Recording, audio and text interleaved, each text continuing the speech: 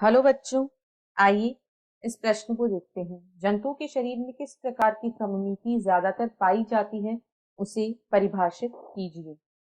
इस प्रश्न की जो मुख्य अवधारणा है, वह सममिति। यहाँ पर हम देखेंगे कि जंतुओं में कौन कौन सी सममिति पाई जाती है और सबसे अधिक सामान्य प्रकार की सममिति कौन सी है। तो सममिति जो है यह जंतुओं के वर्गीकरण का एक मुख्य आधार है। सममिति जंतुओं के वर्गीकरण का एक मुख्य आधार है। यदि हम सममिति के प्रकारों को देखें तो मुख्यतः दो प्रकार की सममिति जंतुओं में पाई जाती है, अरीय सममिति तथा द्विपार्श्व सममिति। जो सबसे सामान्य प्रकार की सममिति होती है या सबसे ज्यादातर जो जंतुओं में पाई जाने वाली सममिति है, यहाँ पर हम लिखेंगे द्विपार्श्व सममिति। तो जो द्विपार्श्व सममिति है वह सामान्यतः सबसे ज्यादा पाई जाने वाली सममिति है। यह ज्यादातर जंतुओं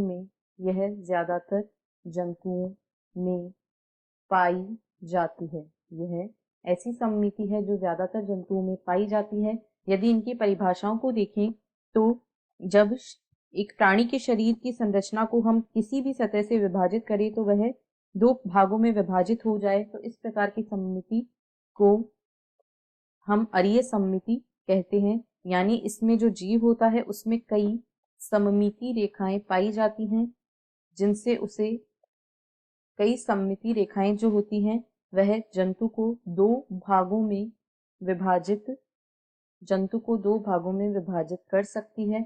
और यदि ऐसे जंतुओं के उदाहरण को देखें तो सीलेंट रेटा इस प्रकार के जंतु का एक उदाहरण है।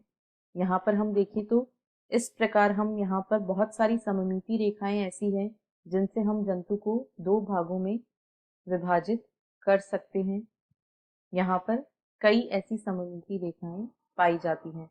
जबकि यदि द्विपार्श्व सममिति की बात करें तो इसमें केवल एक ही सममिति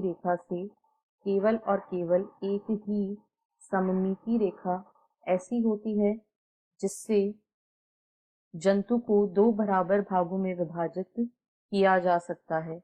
इससे जंतु शरीर को दो बराबर भागों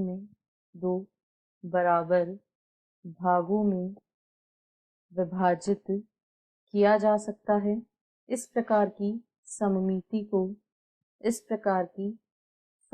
को हम द्विपार्श्व सममिति कहते हैं। और जो द्विपार्श्व सममिति होती है यह प्लेटीहेल्मिन्थेस